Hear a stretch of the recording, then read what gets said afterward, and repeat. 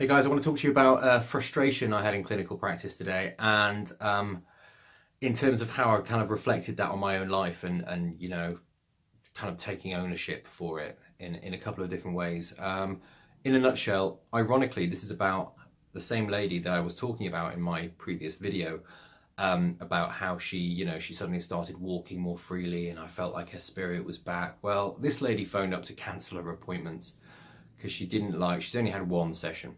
She didn't like apparently how many sessions I'd recommended. Now, just to give you a brief background, she had a fall 2 months ago and fractured her pelvis. She couldn't walk. Physios helped her to walk again. She was walking with two sticks. Her confidence has been smashed. She hardly goes out. She's not back at work yet. She's in her 70s, but she's still working. She enjoys working. She's otherwise active. Anyway, so she came to see me. We did an assessment, and she came back another session, did a treatment session with her. And that's when she started. I encouraged her to walk. We did some work with her low back and pelvis to free it up a bit. She started walking better, did some practice walking down the corridor, and I thought she was doing great.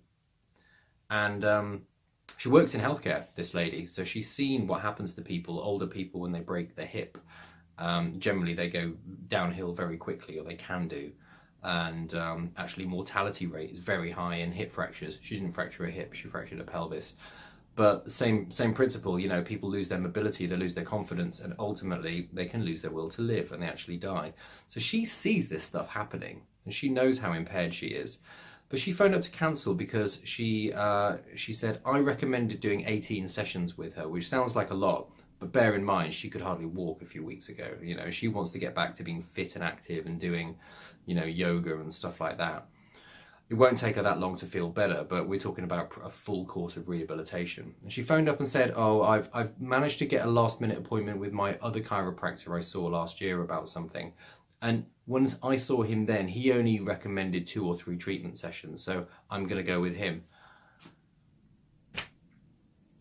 And I was bewildered, to be honest. And I phoned her up, and I was like, I found it really hard not to be a bit upset that how short-sighted she was being. But then, I've been practicing basically taking ownership of my of everything in my life. So how can I take ownership of this? Right? It's not her fault.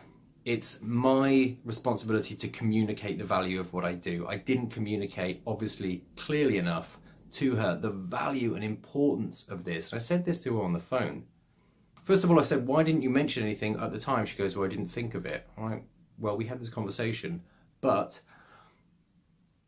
I obviously didn't get across to her the importance of it because I thought she understood. I thought she understood the fact she can't walk properly. It's not getting better. It's really affecting her quality of life.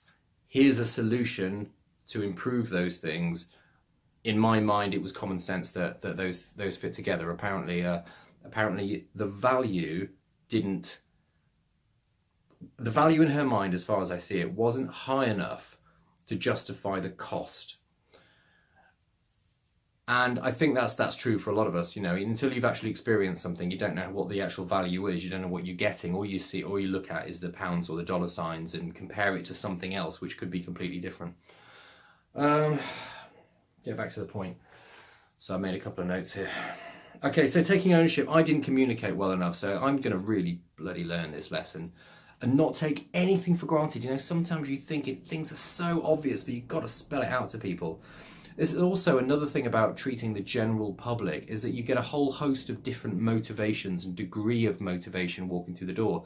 You get some very highly motivated people, and you get some people who, I suppose I'm not too bad. We wouldn't mind getting better, but I don't really actually want to put any effort or time or money into it. Those people are frustrating, and it's a bit of it's a challenge to let those people go and actually focus on the ones that want to get better. But that's what you've got to do. But the third thing I thought of is back to ownership, is reflecting on my own life. Like, I can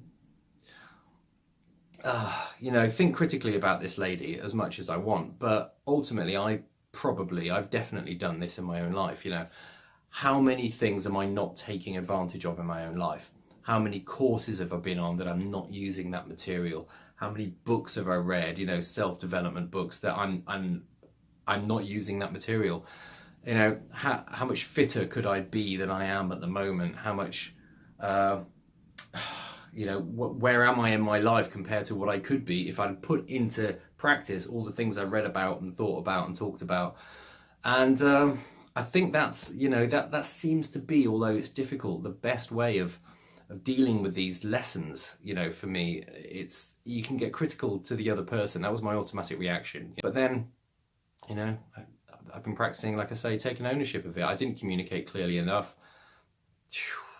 Forgot that, you know, there's a range of levels of motivation in the general public, and I'm in a profession, in a situation right now where I'm helping the general public, and also to reflect it right back to me, you know, made me have a good hard look at myself. What am I not using? What am I not doing?